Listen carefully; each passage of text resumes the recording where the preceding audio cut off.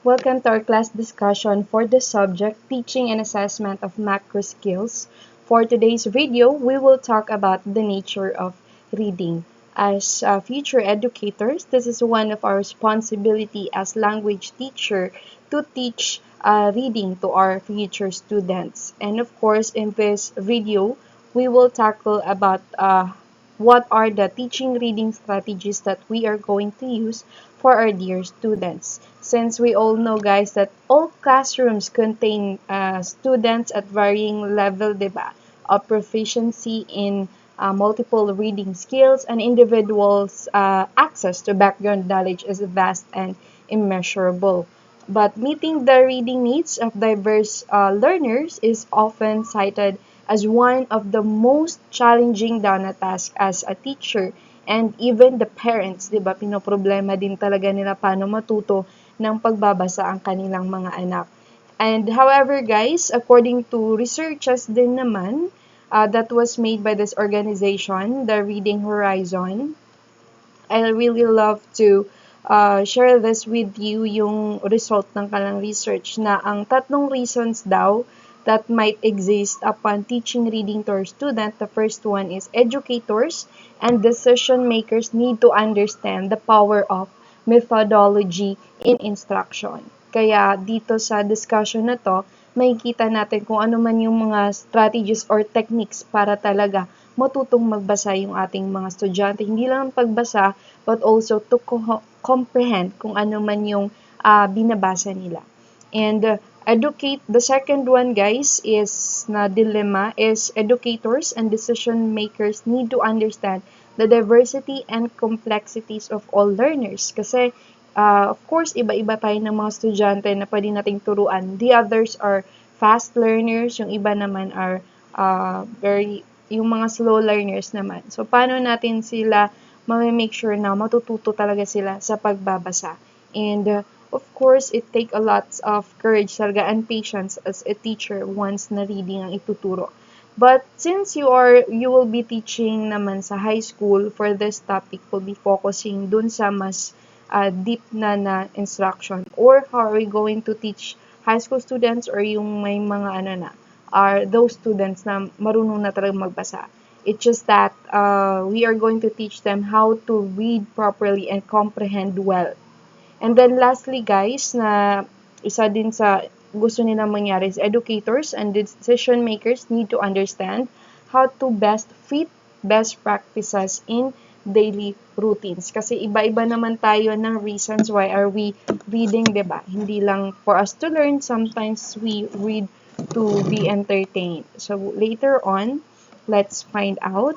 And for the objectives of today's lesson, guys, ay sana ma-meet din natin itong objectives na to. The first one is practice in the subskills of skimming for an overall idea and scanning for specific information. So, in this way, guys, sa discussion natin, we are already teaching for those students who already know how to read na. However, we'll make it sure kung paano yung mga best practices na pipiliin nila. And understand the text structure so that they can distinguish between main, subordinate ideas and illustrations and digression, if any, and develop a reading efficiency by modifying their styles of reading to suit the purpose for which they are reading. Kasi, minsan, di ba, pag nagbabasa tayo, but do we know how do we really read such articles or yung mga books na meron tayo? Let us all remember that reading, similar to listening, guys, and speaking and writing, is a communication skill. Reading is a process because it has a series of acts proceeding from one step to the next. Of course, it's not just isang step lang, but it will proceed from one step to another.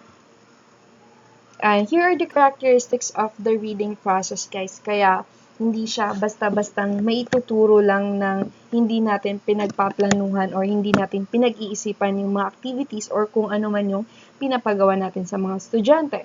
reading is a complex process. From that ano pa lang, characteristics, it's really complex. Kasi we don't really know if the students are just merely reading the article na wala silang naintindihan, or is it just complex in a way na dapat talaga they are reading with understanding. So, maraming consideration na dapat nating malalaman. And reading is a two-way process. Of course, it's both the author tsaka yung reader. And it's kaya dapat nagkakaroon ng connection, both. And of course, as a reader, you really need to understand at hindi siya magiging two-way process hanggat wala siyang naiintindihan or hindi na binabasa ng maayos. And it's a largely visual process. Yes, I do agree with that na kailangan talaga ng eyes to read kasi pag wala, how will going to read, diba? However, there are instances naman kaya sinasabing largely visual process kasi not all the time. Of course, may percentages din na yung reading process ay hindi visual. Of course, there are yung mga blind people, diba? They're using this type of, I forgot, this instrument sa mga blind. Hawakan ng nila yung mga symbol na yon, and then they could recognize the letter. In that way, they're starting to read it already. However, it's more on visual talaga.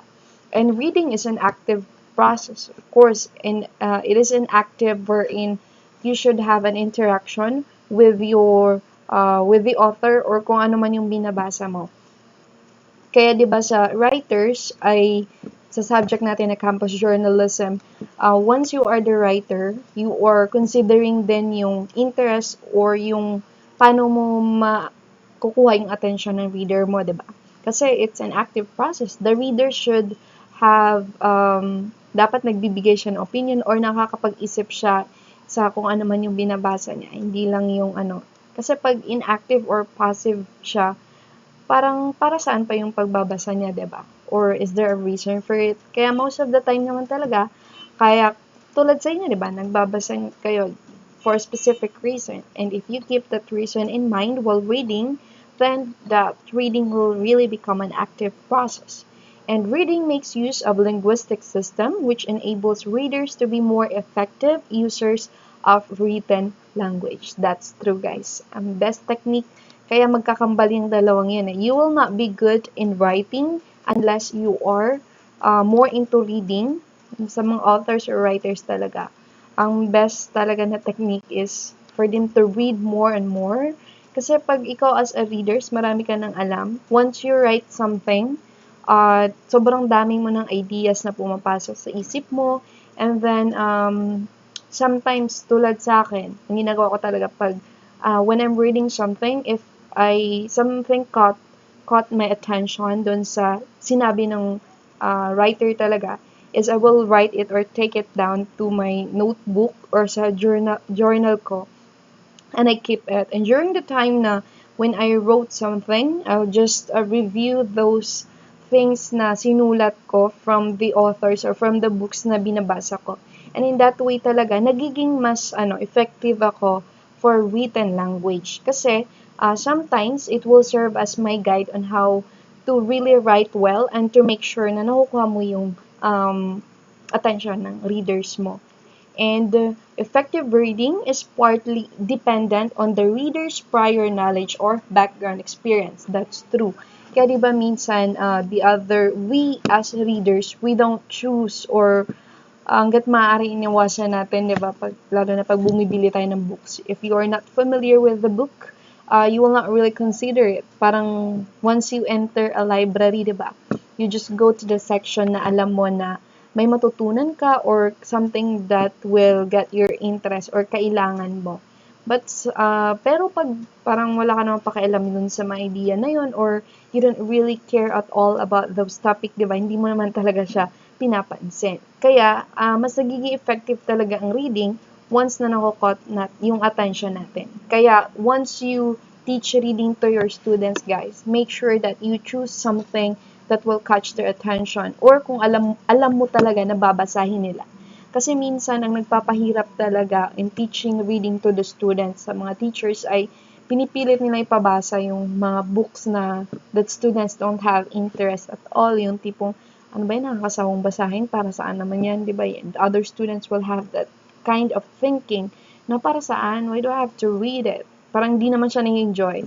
Imbis na we are teaching them how to love reading and how to read, we are actually pushing them to hate reading. Kasi pinipilit mo silang basahin yung mga bagay na ayaw naman nila.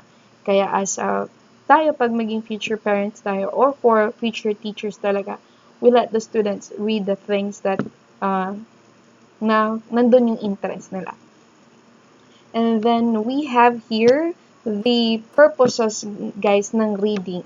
So magkakaiba-iba tayo. So once we teach reading to our students, dito, dapat isipin natin yung purpose, ba't natin sila pinapabasa. And dapat din tayo magsiset tayo ng objectives kasama to sa mind natin once writing it or planning the lesson na ibibigay natin. Kaya pag nagla-lesson plan kayo sa gagawin nyo, dapat i-consider nyo kung anong purpose ng activities na yon. Are they reading for understanding? So this is according to Tarigan on year 2008. So ito yung mga common or purpose talaga ng reading. First one is reading for understanding. The students read text in order to understand the ideas contained in reading. Sometimes, guys, before naalala ko yung mga English teachers ko, they provide us questions. Nag-start sila sa questions. Parang hinayaan namin kami ng mga estudyante na basahin yung mga questions na mahihirap na question ha. And then, in that way, for example, nagbibigay sila ng quotation. Do you agree with this? Una, hindi kami mag-a-agree with that certain theme or yung present ng teacher. However, hinayaan na kaming mag-read ng isang article or isang story. Tapos dun, after naming ma-read nun, it's something na, at the end, tama pala yung una nag-disagree kami. Tapos, after reading the text, we actually disagree. So, that's something na that technique na ginamit ng teacher ko noon is really effective. That makes us think. Kasi una, you have that thinking parang common. However, after reading the text, you learn a lot. And yung purpose ng reading na pinagawa ng teacher sa amin is reading for understanding. So, yun, magandang technique yun. At kayo din, you can provide other techniques naman as strategies. We'll talk it later naman din. But of course, you can think a lot na techniques na pwede natin gamitin if you are giving them reading for understanding. And the next one is reading for details of fact. Detail of facts means information in the text or written language.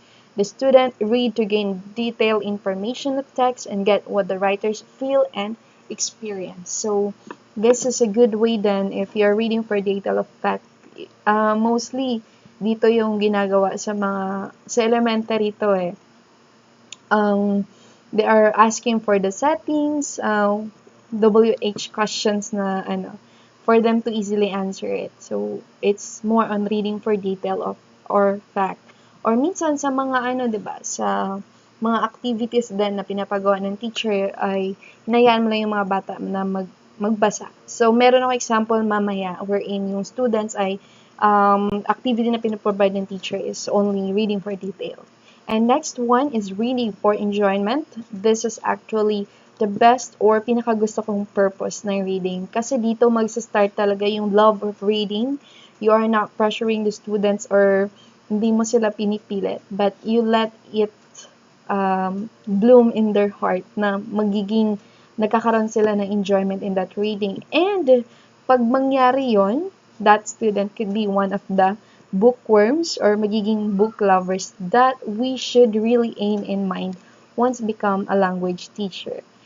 This reading is just for fun. The materials such as fiction, short story, and poem. Kasi pag nagkaroon ng reading for enjoyment, yung in this way kasi, nakukuha mo na yung interest nila Di ba alam mo yun pag ikaw is magiging bookworm ka na or you really fell in love with reading, it's okay for you to try other types of reading, parang mas madali na lang sa intindihin. Kasi you are training your mind na pag nagbabasa ka, masaya ka.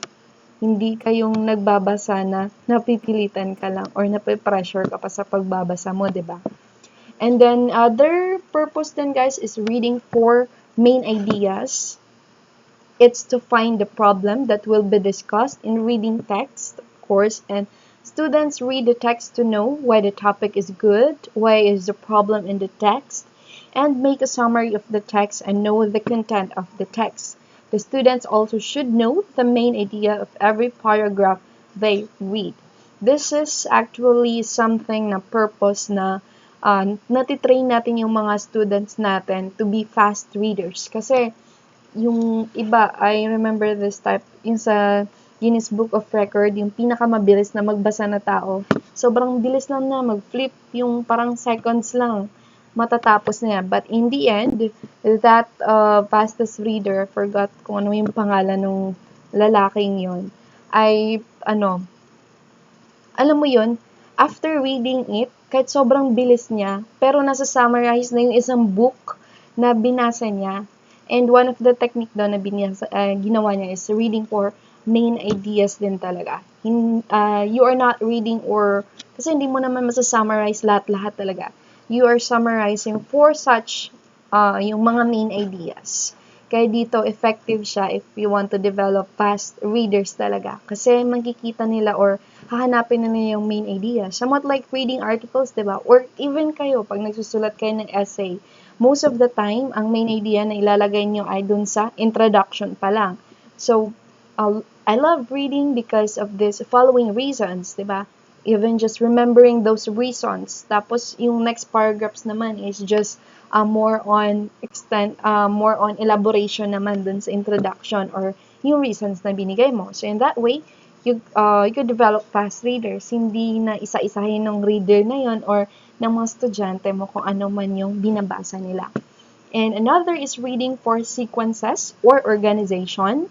It is aimed to know the structure of the text. Students read the text to know what happens on each part of every episode in the story and to solve the problem of every story. I love this. Lalo na pag yung mga bata ay reading for enjoyment dun sa mga fiction or yung mga mystery books, 'di ba? In that way, nag-organize, natitrain sila na mag-organize ng ideas nila. And then, to know what happens in each part of every episode, to solve the problem of every story. So, yun, natututo silang mag-isip at nasusolve nila, ay, ganun yun, kaya, ganyan. Alam ko na kung sinong killer or sino yung pumatay, di ba?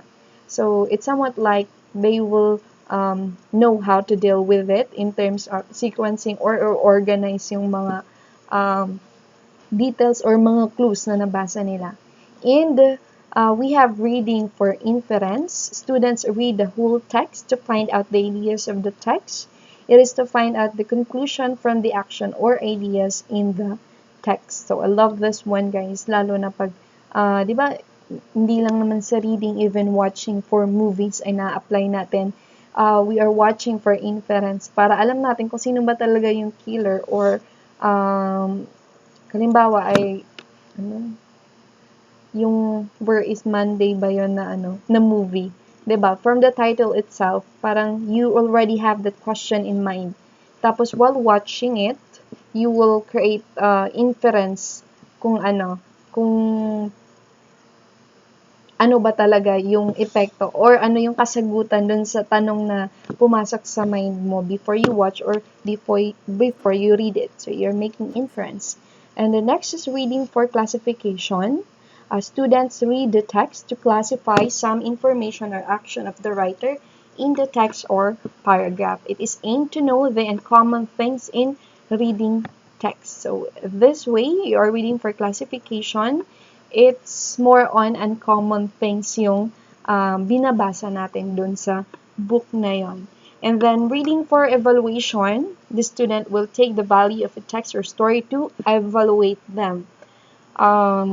I provided lots of activities before sa inyo kung saan you are critiquing a certain article or sa mga journal, diba? So, in that way, yung purpose ko talaga is for you to read it for an evaluation. So, parang ganun din, pag nagpapabasa tayo sa mga estudyante natin, we should provide a reason or ano ba yung pinaka-purpose in mind natin. If it's more on evaluation, nagbibigay ba sila ng Kasi mas maganda dito sa evaluation kasi mas deep to eh. Mas malalim yung way of thinking ng bata. Kasi they already have a knowledge in mind and they have the expectation already. Tapos, pag yung expectation na yun, nami-meet doon sa binasa nila. So, pag nag-evaluate, they are not just merely reading it, but they're criticizing or thinking on what's really the things that's yung mga criteria that's needed for it to become a good or better one. And based on the description previously, reading has some crucial aims, namely reading for understanding, searching detail of the information of the text, finding main ideas, organizing the structure of the text, finding a conclusion, classifying the uncommon things in reading text, evaluating the story of the text, and creating enjoyment. So this is reading for evaluation all about. Kaya siya yung nasa pinakadulo since siya yung nasa pinakamabigat na part or ito talaga yung mas magandang if you as a teacher, you let students read to evaluate. Kasi hindi lang siya, it's somewhat like combination of all the purposes. Imagine, andun yung crucial aims, information, finding the main ideas, halos lahat andun na. Kasi familiar na sila on how to do this, yung pagsama-sama na yung mga purposes na yan na pwedeng ipagawa ng isang teacher. Kaya, pag evaluation, kung ikaw man maging teacher, lalo na pag higher level, mas maganda if you teach reading for evaluation. Kasi nag-iisip talaga sila and it's a combination of different purposes then about reading. And we have here, guys, the reading subskills na dapat nating gamitin once we teach reading to our dear students. According to Afflerbach and the other authors in the year 2008 state that the balance between effortful intentional strategy use and automatic reading skills application is a central characteristics of a successful reading. Ayan guys, tandaan nyo yun yung automatic reading skills and application.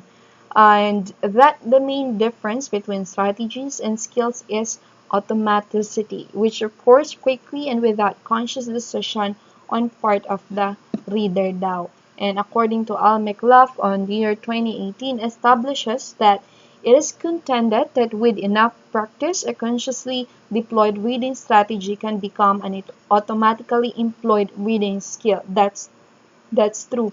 Kasi minsan, the more practices na ginagawa natin sa mga strategy, parang nagiging habit na siya hanggang sa magiging employed reading skill na natin siya.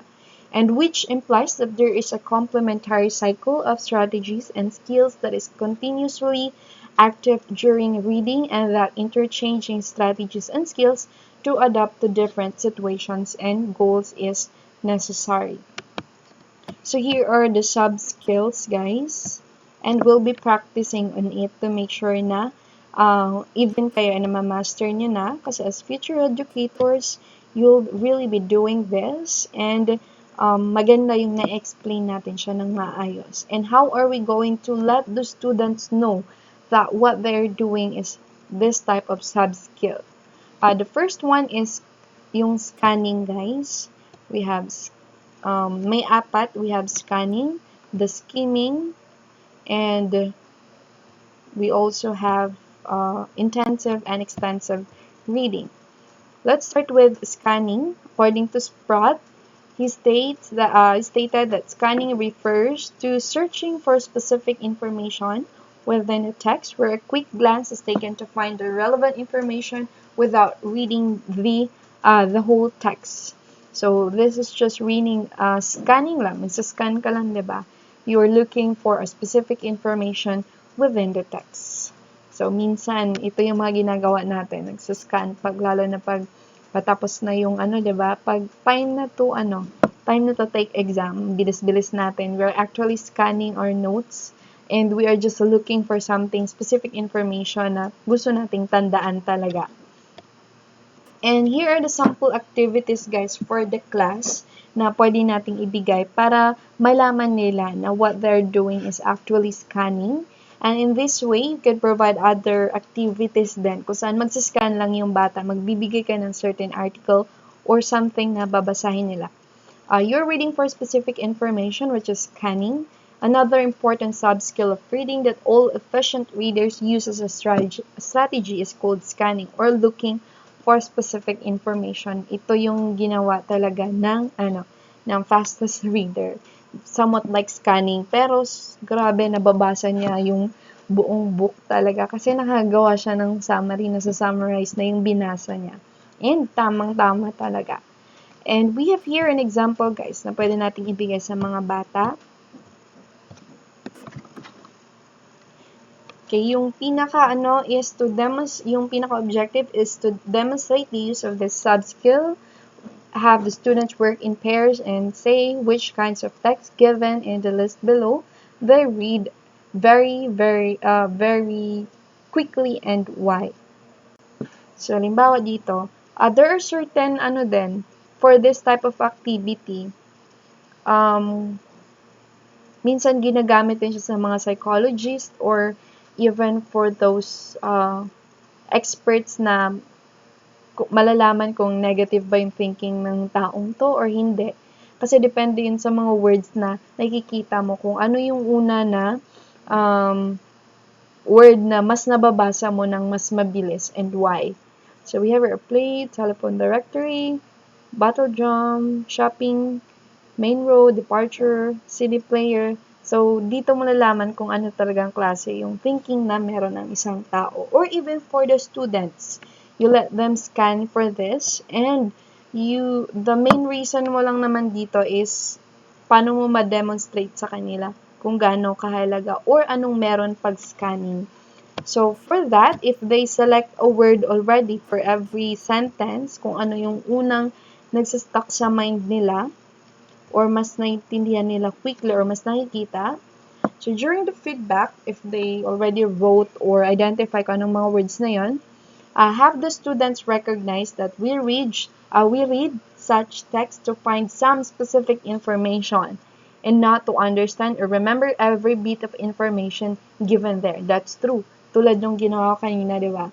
Dahil sa sinabi lang ng teacher na maghanap ka ng anong word na mas naaalala mo. So, I'm not really reading the whole text, diba? You are just, they're just finding some specific information or specific word, but not to understand talaga kung ano yung nandun sa per sentence na yon. We quickly scroll down a page to locate the particular thing we are looking for. Telephone number, diba? Train departure time, cricket score. Halimbawa, kung manood man tayo or nasa airport, diba? We are not looking the whole text or kung ano man yung lahat ng nakasulat doon. But we are looking for departure time, may specific time information na binabasa. Or even looking for a number, diba? Kung sobrang daming sinasabi doon sa post, but just we're looking for a number. So, scan lang yun. Naghahanap lang tayo doon ng number. It's not that we are reading to understand. So, it is a very important reading skill that is frequently used for real-life purposes. That's true. Most of the time talaga, people are reading with this strategy na scanning lang talaga. And we have here another activity.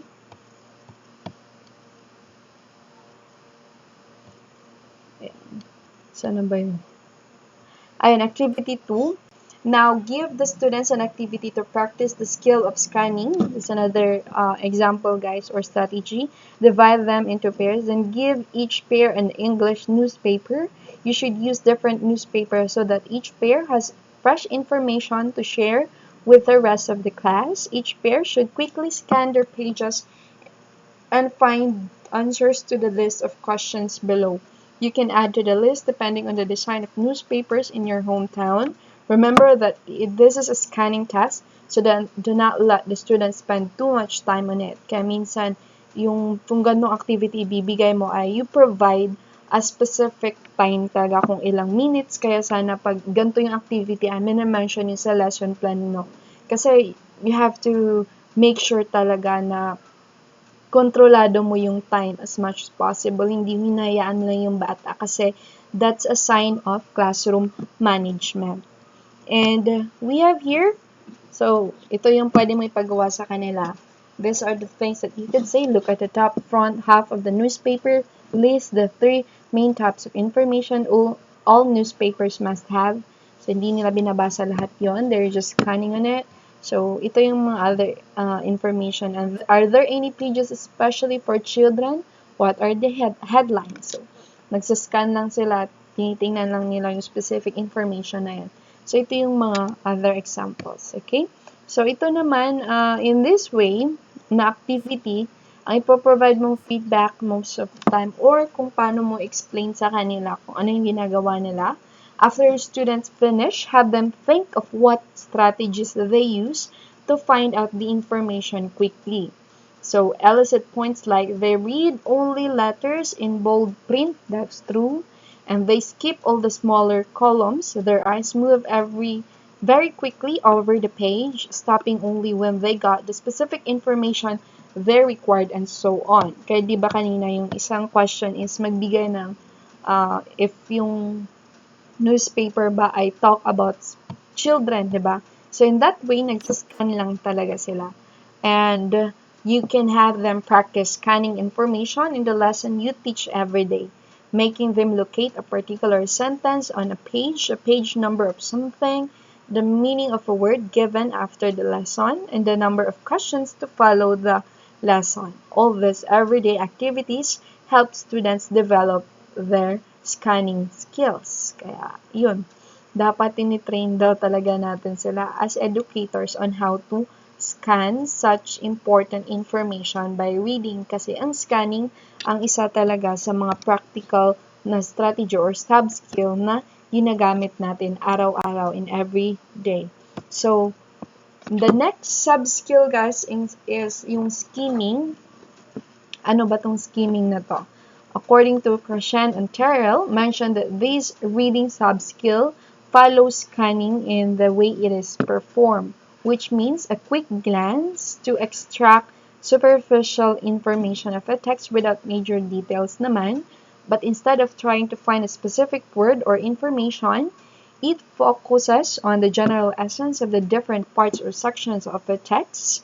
And according to Sprott, says that this sub-skill is also known as reading for global understanding. Tandaan guys, ang skimming is reading for global understanding. And it could be said that scanning and skimming complement each other since many times it is necessary to find specific elements that reveal the gist or main idea of a text. Nevertheless, each could be used independently to achieve the desired or required goal. Although sinasabi talaga na halos nagkakasama lang yung scanning and skimming, there are still different naman in terms of purposes kung if you wanted to desire or to achieve such objective or required goal. Ito yung halimbawa ng skimming guys na pwede natin ibigay sa ating mga estudyante for them to realize na what they're doing is a sub-skill called skimming. So, it is used to get an overall idea of the text. To begin the activity, ask the class to list the different types of things that they read. They will probably come up with things like textbooks, storybooks. So, in this way, magazines, comics, so sobrang dami nilang pwedeng mabibigay nila dyan. Now, tell them to list these different types of text and classify them according to the reasons for reading in a second column in the table below. Write the list on the board as the students respond. So, pag halimbawa, you are doing this, parang recitation siya. The first, may dalawang column ka. The first one is the things they read. Tapos, dun sa column 2 is the reason why they are reading it. So, minsan maraming lalabas dun sa reason, di ba? If we visualize it, ito yung mga sagot, yung textbook, storybooks, yun yung laman ng ating first column. Tapos sa second column naman is the reading to learn. They are reading for enjoyment or for fun. So, yun yung lalabas dun. And then, pagkatapos mong makita nila yung mga reason na yon, so the board might look like reasons for reading, kinds of things we read. So, ayan. So, ano yung feedback? Paano mo explain sa kanila that what they're doing is actually skimming? So ask them to look at the list and decide which type of reading materials they read fast, very fast, slowly, and very slowly. Kasi merong mga ano talaga dito, halimbawa, if it's more on newspaper, journals, we are reading it, so mas matagal-tagal tayo dyan. Pero yung mga brochure, di ba, sobrang bilis lang natin magbasa niyan. We're just looking for specific information. And then, yung mga letters, reports, or proposal talaga, it needs slow reading talaga. Babasahin mo talaga na siya ng maayos. Kasi you are reading it to make sure na nandun yung mga general ideas na hinahanap mo. And then, in this way, after mong ma-identify nila kung saan sila mas, paano yung speed ng reading nila for that specific thing na binabasa nila, for the main activity, give them the following situation. A friend, Nigel, wants to go on a vacation to a seaside and he cannot decide where to go. He knows you have some ideas, so he asks for your advice to help him choose a good place. He is in a hurry, so he has asked you to give him an idea as soon as possible. So in groups, have the students read about Africa's best beaches and help him make a decision. They can look at the pictures of the beaches and read the tourist information before they decide. So, ito yung mga halimbawa, guys, ng kung ano man yung nakikita nila sa brochure. So, in this way, it's actually a skimming process kasi tinitingnan nila, ini-evaluate nila, tapos binabasa talaga nila kung ano yung nakasulat. It's not just merely scanning. Kasi dito, inintindi nila and they are actually differentiating kung ano yung best na maibibigay nila or tawag nila, mapaprovide doon sa nagtatanong sa friend nila. And after they finish the task, ask them to recall how they read the passages. Did they read them very slowly or somewhat quickly? What kind of information they look for and how they decide on a destination. So, are they looking for more on the pictures, kung ano yung mas maganda, or they are focusing kung magkano yung amount, mas mura, tapos mas maganda. So, depende yun sa mga estudyante mo kung ano yung lalabas sa isip nila or kung ano man yung reason nila for reading the brochure. And from their answer, try to have them realize that they read about the different beaches somewhat quickly so that they could get an overall idea about them and give the information to Nigel. So, yun yung process na reading na tinatawag nating skimming. So, I hope guys na na-identify nyo na kung ano ba talaga pagkakaiba ng scanning and skimming. But to summarize both guys, I have here presentation kung paano natin malalaman if it's skimming or scanning kasi minsan nag-interchange tong dalawang to. Pag skimming guys, it's fast reading. Sa scanning naman, reading technique used when you want to locate a single fact or specific bit of information without reading every word naman. Pero sa skimming, it's more on fast reading. Then get the main idea, not all the details. If it's skimming, and pag sa scanning, scan TV listing in paper to find time of show. So, ayun, may konting ano din siya, information talaga nakikita or specific lang na information. But may leave out 1/4 to 3/4 paragraph once you have the main idea of the paragraph. Pero yan, it's just, pag scanning talaga, mas specific yung hinahanap mo. And comprehension is lower. Try to comprehend as much as you can while reading at an average speed. Tapos, comprehend 50% of what you are reading. Kaysa scanning, you're not just comprehend, diba? You're just merely reading and looking for specific information. Pero dito, sa skimming, kahit 50% ay you're looking for it, for that information. Tapos, twice as fast naman yung skimming than reading. Usually done with material you know nothing about. So, ayun. Pag scanning kasi, medyo alam mo na kaya mabilis-bilis na yung pagbabasa mo. Pero pag skimming, twice as fast siya kasi may hinahanap ka talaga na information, and usually done with material you know nothing about. And note, as speed increases, comprehension decreases. Ayan, ganun yung sa skimming. Pag sobrang bilis naman yung ginagawa mo, mas bababa talaga yung comprehension. But there are actually people, guys, na if you watch YouTube or kung may nababasa kayo, there are people who are really fast readers. Imagine that within a day, kaya nilang tapusin yung isang novel. And they are somewhat like skimming, di mo maintindihan, or scanning lang. However, they could really understand it. Pero there are such people din naman na ayaw nilang sobrang mabilis magbasa kasi nga, it lowers yung comprehension level nila. Kaya pag nagtuturo talaga tayo, alamin natin kung what type of readers yung mga estudyante natin. Kung fast ba or they wanted to read slowly para mas naiintindihan nila yung binabasa nila. Kasi they're just reading for scanning, gusto lang nila makita yung important information. Or pag skimming naman, sobrang bilis ng pagbabasa nila. However, it will lessen yung comprehension level nila. Pero kung may mga genius tayo na mga bata kahit sobrang bilis nilang magbasa, okay lang yun. Kasi naiintindihan, as long as naiintindihan nila or nakukuha nila yung mga main ideas that what they read. Tapos next subskill, guys, na pangatlo is extensive reading. According to Yamashita, he identifies this subskill as that where great quantities of easy and interesting reading materials are consumed, allowing the reader to enjoy reading and to read quickly, which leads to the high volumes of consumption. This pleasure reading is mostly done out of the enjoyment of discovering and learning from the text.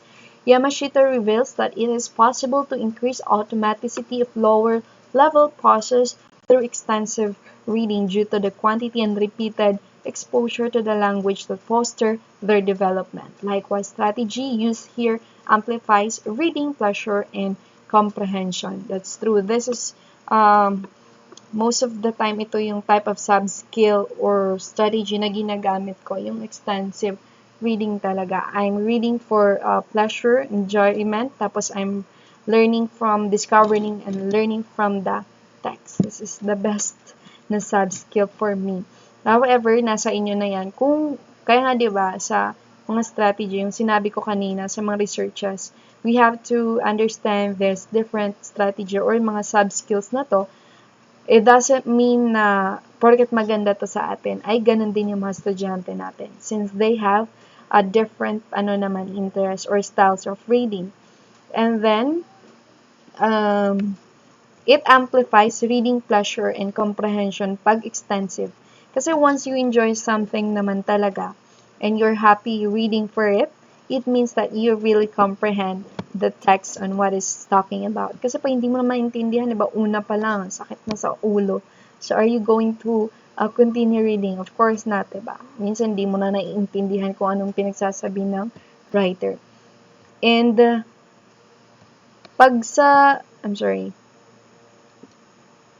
dito naman tayo sa intensive reading. This is somewhat like more on, kakaiba or opposite siya sa extensive, guys. Kasi intensive, general comprehension is not the focus, and examining and studying the language takes center stage, which is called reading for detail. So, according to Hatami and Assel, add that intensive reading consists in extracting specific linguistic elements dito, guys, ang focus ng intensive. Which means that the text is used as linguistic object to analyze grammatical patterns as well as particular and concrete lexical items. So, minsan binabasa lang talaga intensive once you check the grammar or you're just looking for mistakes dun sa binasa mo.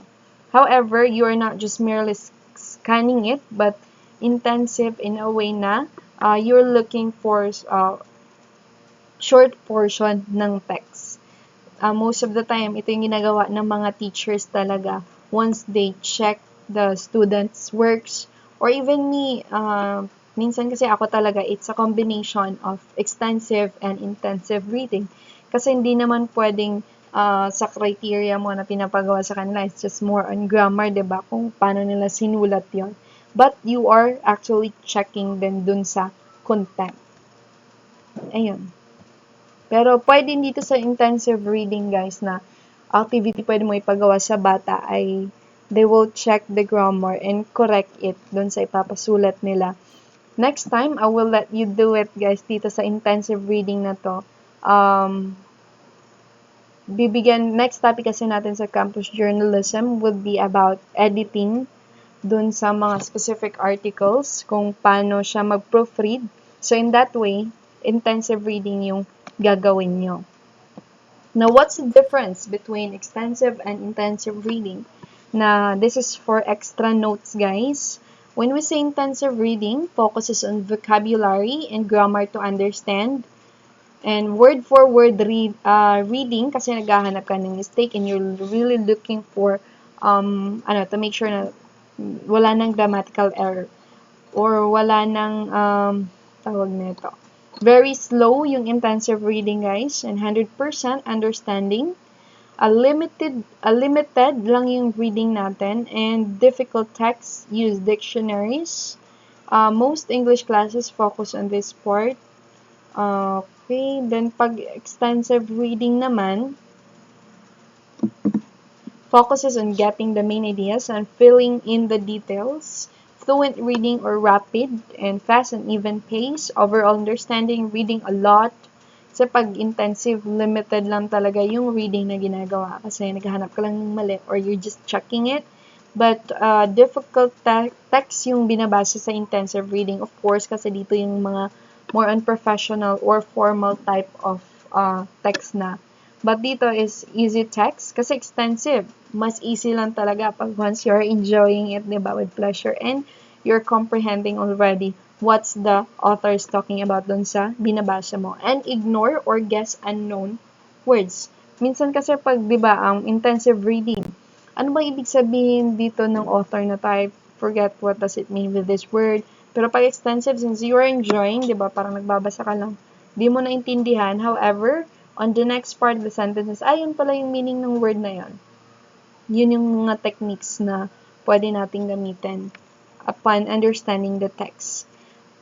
Okay, so I have here a question, guys, talking about subskills. How do I help students transfer the subskills they have learned here to help them read material on other subject efficiently?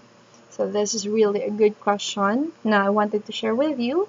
So ang pinaka-answer talaga dito is you can encourage your students to apply their new skills to other subjects by having them bring passages from other subject textbooks to the class and encourage them to bring to the class passages or texts that they have been finding difficult to understand or remember. Engage them in peer activities that like reading the text quickly for an overall idea, and then working together to locate the main ideas and illustrations. You can even ask one pair to read the text in detail and make up a set of scanning questions to ask another pair, and so on. So, isa din to sa mga maraming activities na pwede natin ipagawa sa ating mga estudyante to make sure na na-apply talaga nila yung mga different sub-skills na yun. Okay? And now, let's talk about comprehension, guys. This is the main, yung goal of reading talaga. Kasi pag sa mga estudyante, most of the time naman talaga pinapagawa ng teacher is let them read to comprehend, di ba? And it's so sad na sa mga nangyayari ngayon, lalo na sa, di ba, yung 2019 nga na issue na ang grade 4 students natin got the lowest na score sa TIMSS out of 58 countries. So, it's a sad news. And according to them, ang isa daw sa reason talaga kung bakit mababa yung score ng mga bata is yung comprehension level nila. So, paano natin yun? As language teacher talaga, tayong inaasahan na or kayo as future educators, kayong inaasahan how to develop yung comprehension skills ng ating mga bata. Kaya by letting them read something or sa mga strategy na ituturo natin ng tulad na ganito, ay dapat maging aware tayo kung paano natin siyang ituro talaga para mas ma-apply nila in reality, not just inside the classroom. Comprehension or extracting meaning from what you read is the ultimate goal of reading. So, sana ito din maging ultimate goal natin once we teach students how to read. Inexperienced readers take this for granted and may not appreciate the reading comprehension skills required. Of course, kasi ano naman to, magaling lang talaga sila at naiintindihan nila. The process of comprehension is both interactive and strategic. Rather than passively reading the text, readers must analyze it, internalize it, and make it their own. So, parang somewhat like sinasa puso talaga yung binabasa. And that's a proper way of comprehending something that they read. In order to read with comprehension, developing readers must be able to read with some proficiency and then receive explicit instruction in reading comprehension strategies. So, ayun, pag sa comprehension daw talagang gusto mong i-develop, ay magbibigay tayo ng instruction sa ating mga minamahal na estudyante. And general strategies for reading comprehension, guys, ay sobrang dami. The process of comprehending text begins before children can read. Yon, di ba totoo naman talaga. Nag-start sila ng i-comprehend before talaga sila matutong magbasa. Kasi pag baby pa naman, ginagaya tayo and they even understand the word already kahit di pa sila marunong magbasa. And they listen to the words, see the pictures in the book, and may start to associate the words on the page with the words they are hearing and the ideas they represent. So, that's how process of comprehending begins talaga. Through pictures, kaya mga bata, di ba, kung mapapansin yung mga books ng bata ay sobrang daming pictures, tapos konti lang yung words. Kasi yun yung mas naiintindihan nila, nakakapag-comprehend sila. Even by just hearing a single word, they could comprehend it. In order to learn comprehension strategies, students need modeling, guys, practice, and feedback. The key comprehension strategies are described below. Totoo yan. Dapat may modeling. So, ibig sabihin, could be the parents or somewhat like mas nakakatanda sa kanila. And it take a lot of practice and practice bago ma-master ng bata talaga yung pagsasalita or even nung pag-intindi na some specific word. And of course, you provide feedback. It could be through motivation or alam mo yun, bibigyan mo ng reward yung bata, di ba? Kasi even parents nowadays, even tayo dumanan tayo sa pagkabata, we realize it from our parents, di ba, na ganun yung ginagawa nila para mas maintindihan natin yung mga word, or even our teachers during elementary days. And then, here are the strategies, guys, na pwede natin to make sure na may natutunan yung bata or yung comprehension skills nila. Sana ay na-apply din natin to once we are teaching or sana makita ko dun sa gagawin yung lesson plan. Using prior knowledge. Dito yung previewing. So when students preview text, they tap into what they already know that will help them to understand the text they are about to read. This provides a framework for any new information they read. So in this way, guys, maganda talaga siyang strategy for comprehension. Kasi una pa lang, it will serve as a motivation din na pwede mong ibigay sa mga bata na, alam mo yun, once they read something, you're asking for their prior knowledge for that text. Tapos marami na silang opinion na nabibigay and they start to enjoy it kasi interest nila yun alam nila yung bagay na yun. So I have here a certain strategy, guys, na pwede nang ibigay using this prior knowledge. So you could ask them to draw. Halimbawa, yung story mo would be about the old lady and the necklace. So you are letting them to use the prior knowledge. Parang mag-draw nga kayo, ano kayang pagkakaroon ng relationship ng isang necklace tapos ng isang matanda. And they could think of something na, oh, maybe yung necklace na yan could be from the most important person na special person dun sa matandang yan. Tapos kaya niya pinapahalagahan, or you could let them draw what they know about it. And then, in that way, syempre makukuha na yung attention na, bakit kaya, ano kaya about sa story yung the old lady and the necklace na yan? Diba? Parang, nandun na yung interest. And another strategy para using their prior knowledge, guys, is to create. So, they could create a prototype of what they know, explain what you made. Tapos, dito, mag-explain lang sila kung ano man yung ginawa nila. and demonstrate how you would train someone in the prior knowledge. So sige nga, can you share that story that you know about it? Kung yun ba talaga yung story na yun. So, yan. Minsan, I usually do it with my students before na, do you know the story about this specific story, the story about the girl who live next door, or other, ano bang mga books, even novels. Before ako mag-discuss na the Les Miserables, I asked the students na, sinong may alam na sa story na to? Tapos may magtataas ng kamay. Can you share about what you learned about it? Or can you share at topic na pinakagusto mo doon? Tapos magsishare na yung bata.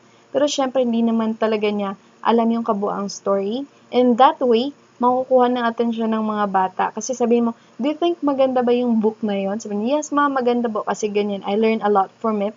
And in that way, yung mga bata, makikinig na sila ngayon. They would have that interest to read the book.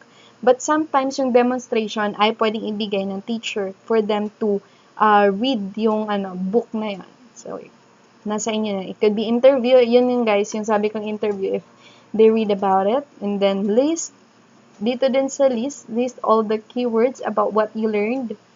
And the mind map, create a mind map of your prior knowledge. So, depende yan kung ano yung papabasa mo sa mga bata. And then, predicting naman, this is another strategy for comprehension. When students make predictions about the text they are about to read, it sets up expectations based on their prior knowledge about similar topics. As they read, they may mentally revise their predictions as they gain more information. So, ano ba tong prediction na to? It's a guess using text or picture clues as to what is happening in the book. Kaya pag mga storybook, lalo na pag sa mga bata, you just let them show the picture, kung ano na sa drawing na yun. What do you think will happen in the story? What do you think is it all about? So, nagpe-predict na sila, and that way na they will be waiting for something na pagkatapos ng story, totoo ba talaga na ganun mangyayari sa expected ko? Tapos biglang unexpected yung nangyari sa story. So, it would really make them happy. So, yung mga prediction, guys, by the way, it could be provided before reading, during reading, and after reading. So, before reading, we think about the title, illustration. During reading, this is what I love the most then. Once I'm providing or nagsa-storytelling ako sa mga bata, we stop and predict what will happen next. Tulad ng story ni Lola Basyang, di ba? Mga story niya, yun yung way talaga ng storytelling for children. You let them predict what will happen. And, yun, makukuha mo yung attention na makikinig talaga sila sa story na yun. And even after reading, guys, you could ask them to predict what will happen. We confirm or adjust our predictions. If our prediction was wrong, we think about what happened. Diba? And then next strategy is identifying the main idea and summarization. So, saan tong summarization na to? In this way, you identify the main idea and summarizing requires that students determine what is important and then put it into their own words. So, maganda to kasi they could identify the main idea, tapos nasa-summarize nila. Mas mabilis yung understanding or comprehension skills. Of course, they could not summarize something naman talaga if they don't understand about it. And in this way, sa activity na to, makikita mo as a teacher if naiintindihan ba talaga nila yung pinanood nila or yung binasa nila. Next strategy is questioning. Asking and answering questions about text is another strategy that helps to focus on the meaning of the text. It can help by modeling both the process of asking good questions and strategies for finding the answer in the text. So we ask questions before, after, and during our reading. And this is somewhat like mas maganda pag hot question or higher order thinking skills talaga para makinig talaga sila at intindihin na lang mabuti yung binabasa nila.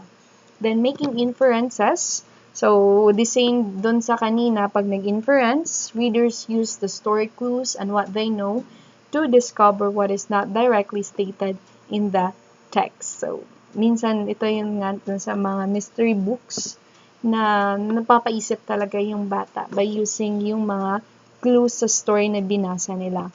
And then next, guys, is visualizing. Studies have shown that students who visualize while reading have better recall than those who do not. And this is really true. Readers can take advantage of illustrations that are embedded in the text or create their own mental images or drawings when reading text without illustrations. Kaya, if ever na walang illustration, may mga writers talaga na magagaling na in terms of making or writing. Tapos, pag nagsusulat sila, they're already illustrating something. They are writing. They're not actually just telling. They write to show something to the readers. Kaya, lalo na pag imaginative yung bata talaga, they visualize what they read, sila talaga yung mas effective sa reading at mas naaalala nila yung mga binabasa nila. Kasi, I see what I read, I feel what I read. It's like a movie in my mind. Magkikreate siya ng movie doon sa mind niya. Kaya, ito yung normally sa mga bookworms na kilala ko talaga. They are creating something on their mind na minsan I do agree with my students once they share something or yung sa visualization. You ask them what they see or ano yung nasa isip nila upon hearing that story or habang binabasa nila. And they could share a lot na minsan, oo nga no, pwede palang mangyari to yun, ang galing. In that way, you could learn a lot from those students kasi diverse yung learners natin eh. Minsan, mas marami pa tayong matutunan sa mga estudyante talaga natin once they share what they learn or kung ano man yung mga nalalaman nila. And then, we have here the strategies naman for reading comprehension sa narrative text naman. Narrative text tells a story, either a true story or fictional story. There are a number of strategies that will help students understand narrative text. We have the story maps, retelling, prediction, answering comprehension questions. So, it's somewhat like the same na din naman dun sa mga nauna. Pero, this is for narrative. Ito, laging meron talagang story maps na pinapagawa ang mga English teachers. Yung sa setting, characters, plot, and theme. So, makikita mo kung naintindihan talaga ng bata yung binabasa nila or if they have that comprehension level. So, you can let the students do this. Pwede yung lagay nyo sa lesson plan. Pwede ding retelling, guys. Asking students to retell a story in their own words forces them to analyze the content to determine what is important. And teachers can encourage the students to go beyond literally recounting the story to drawing their own conclusions about it. Kasi pag retelling, di ba, hinayaan mo silang mag-share with it. Kasi ganito yung nangyayari. Sana ganito yung retelling, no? Hindi yung tulad ng chismis na nababawasan, nadagdagan. Okay lang sana if this would be the story. Since ito pala guys, I love this story, activity, one of the best activities para sa akin na ginawa ko sa mga estudyante ko dati is, I let them buy a book or nagdala sila ng book nila na favorite nila. And then, dun sa classroom, within the oras sa time namin, I let them share the book with the other students. And the others, uy, ang ganda namang ng book na yan. Anong about story na yan?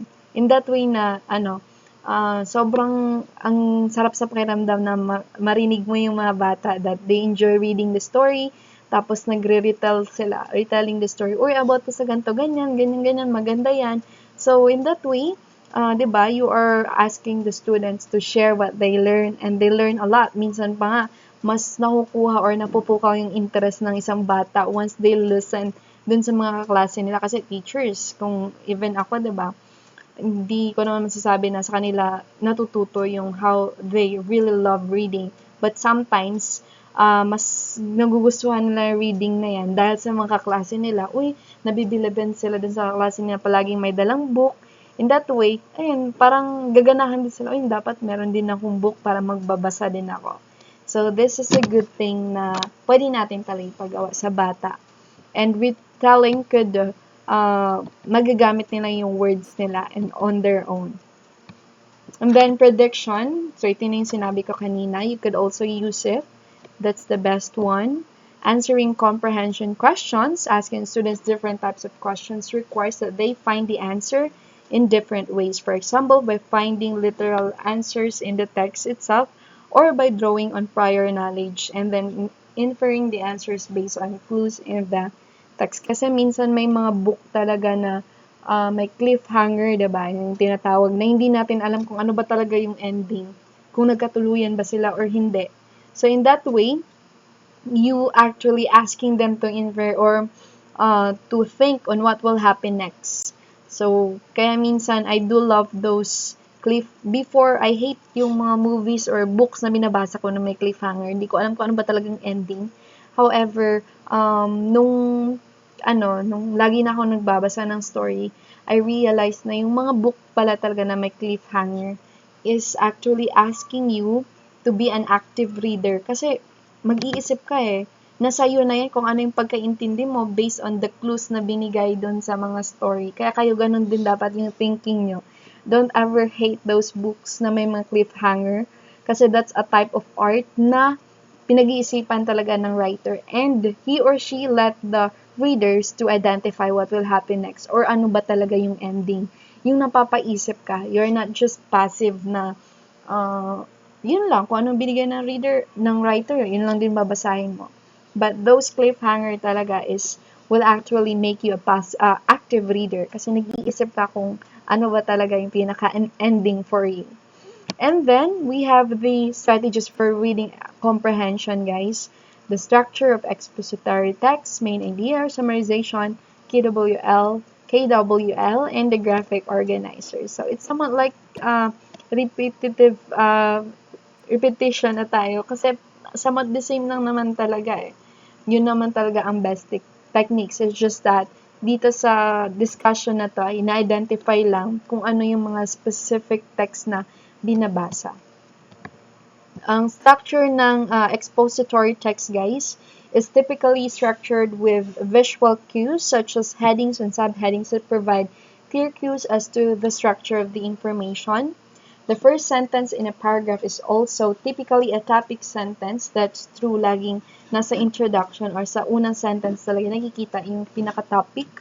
And expository text also often use one of 5 common text structures, guys, as an organizing principle. We have cause and effect, the problem and solution, compare and contrast, description, time order, sequence of events, actions, and then teaching these structures can help students recognize yung relationship between ideas and the overall intent of the text. So, ito yung mga pwede nating gamitin for expository text. Main idea or summarization. So, magsa-summarize sila briefly captures the main idea of the text and the key details that support the main ideas. Students must understand the text in order to write a good summary that is more than a repetition of the text itself. And another structure or strategy, guys, na pwede natin ibigay is the KWL. I do love this one. This is my favorite part, lalo na pag madalian yung lesson or parang sobrang simple lang ng story na to if I could really get the motivation of the students. But sometimes this could be the best strategy na pwede nyong gawin. But of course, there's no such thing as best strategy. It depends on what are your students at kung ano yung topic mo. Kaya this could be a best strategy kung paano mo siya gagamitin. So, we have KWL, what I know, yung K. Tapos, what I want to know, what I learned. Kasi, pwede siyang assessment before you start, during, and after. Kasi, makikita mo talaga if they really know something and you are kasi what I know pa lang, diba? You are, binidevelop mo na yung comprehension nila. Yung mag-iisip sila kung about saan yung na yun. Yung prior knowledge na I mean. Then what I want to know, ask students to write questions about they want to learn from reading the text. Kaya dito maganda yung KWL chart na to. Kasi isang papel lang, pero it's actually 3 products already na pwede mong makita sa ginagawa sa bata. Kaya kung gusto mo madalian or somewhat like you will really see the difference of the students. Kasi maganda din to kasi makikita mo yung development, kung may natutunan ba talaga yung bata. Kung what I know, what I want to know, then what I learn. And minsan, you really ask or motivate the students kung meron silang sinulat doon what I want to know, tapos hindi naman talaga nila natutunan, then you can talk with them or you can talk it with the class. Kasi yung ibang bata, pwede din silang magbigay or share information about it. Kasi minsan, hindi mo, oo nga no, tama nga yung question niya. Tapos biglang, ano kayang tamang sagot? However, there are students who could really answer well na, oo nga, maganda yung thinking na yan. Yung tama yung sinabi niya. Kaya mas maganda talaga, there's an interaction with that learning. And that's one of the best if you want to interact with the students before, during, tsaka after ng discussion mo. Pero depende yan, how are you going to apply it with your student to make sure na mas magiging effective siya at maging best strategy siya sa gagawin mo na discussion. Next one is the graphic organizer, guys. This provide visual representations of the concepts in expository text, representing ideas and relationships graphically can help students understand and remember them. We have here the graphic organizers na pwede nating gamitin, the tree diagrams that represent categories and hierarchies, the tables that compare and contrast data, lagi nating nakikita yan, time-driven diagrams and flowcharts. So I have here an example, guys, na tree diagrams, yan, cities and lake. Tapos, magpo-provide ka lang dyan. In this way kasi, na-identify mo kung ano yung main idea. Tapos, mas naka-classify nila into categories and hierarchies. And we have here tables that compare and contrast. Mas nakikita mo din yan sa mga good qualities, bad qualities ng character. So, nasa inyo na yan. But this could be a better or best strategy na pwedeng natin gamitin.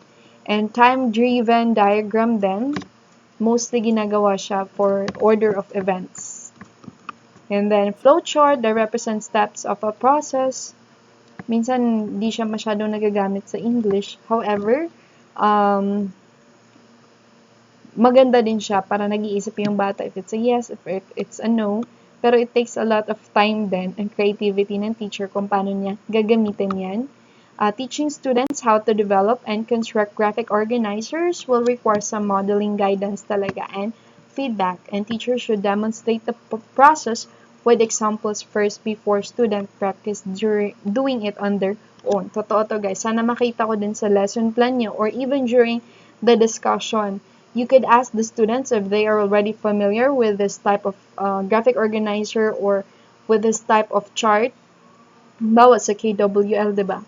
If they're familiar with it, then you could go. But then you should ask sinong hindi pa familiar dito sa KWL. And in that way, if there are students na alam na kung paano gawin, you can let them or ask them to explain it or give an example in front. Huwag tayo na lahat. Kasi we could provide that kid na may alam na to be, kung mo yun, give that opportunity to that child or student to explain it to others. Hindi yung laging lang sa atin. So, we are facilitators. However, kung hindi pa talaga familiar lahat ng mga estudyante mo, now it's for your time naman to explain or demonstrate sa kanila. So, let's not expect na alam lagi ng mga bata, even if it's very familiar na type of graphic organizer. So, minsan, iba yung pagkaintindi nila sa gusto mo talagang ipagawa. And then the strategies for reading comprehension to read naturally programs. So ito, guys, mga programs naman to siya ng ibang bansa.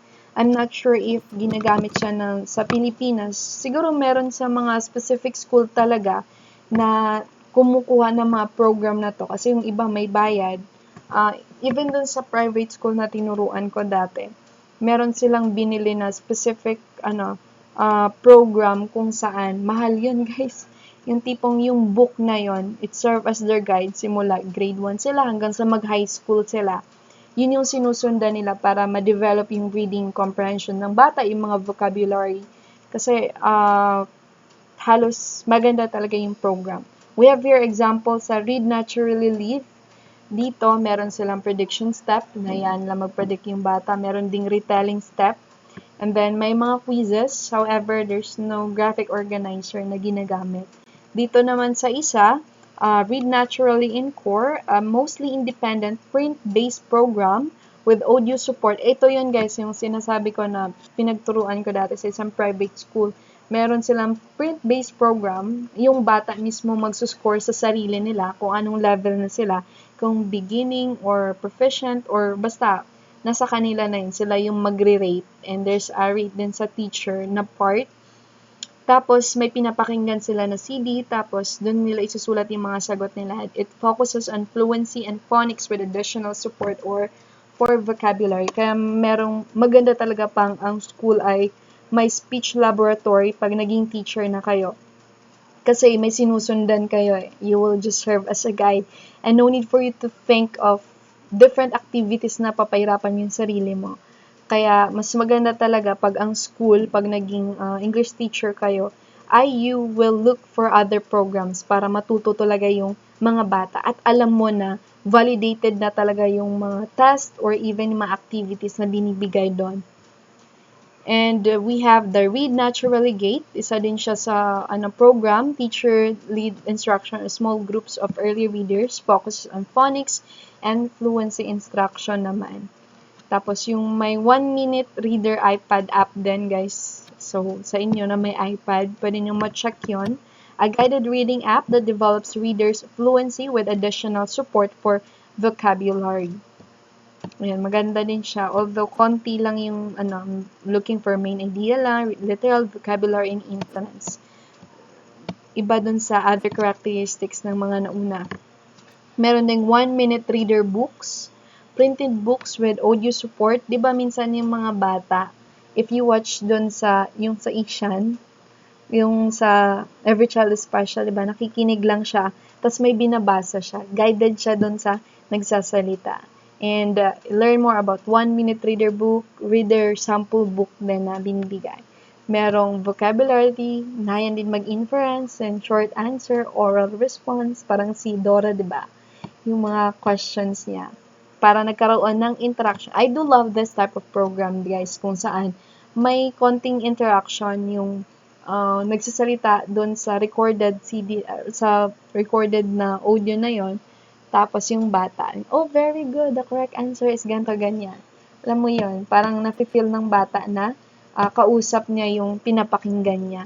And take aim at vocabulary na program din, guys. It's a print-based program with audio CD that teaches carefully selected target words and strategies for independently learning out unknown words. That's true, guys. There are lots of, I hope na maging familiar kayo or ma-search niya yan sa internet. Marami naman yan na, bawa, grade 1 yung students. What are the specific words na dapat alam na ng grade 1 students? So, imamaster mo sa kanila pabasa yon. Yun, dito sa mga program na yun, meron yan sila. Tapos, pag grade 2 na bata, alam na dapat nila lahat ng words na to. Kasi for them to develop hanggang sa magiging hindi lang siya beginner na speaker, but pwede siya maging native na speaker once na English speaker pag na-practice niya or alam niya lahat ng words na yan. Halimbawa, sa level natin, i-check din natin yun sa mga words na yan. Kung sa internet, what are the words that a first-year college should master about or expert about? Yun. Kasi mas unti-unting na-develop talaga yung vocabulary. And that's a good program na pwede nating ma-apply sa ating mga estudyante. Okay? So, thank you so much, guys. I hope that you learned a lot about different strategies of reading. And I hope that you could share your reflection or the things that you've learned or kung ano yung mga takeaways nyo dito sa discussion na to. Sana makita ko sa mga comment nyo sa ating Google Classroom. So, thank you guys. I hope that if you have some questions about lesson planning, you can ask me about it. But you could review and watch again the video that I sent to you on how to create a 4A's lesson plan. Okay? Thank you.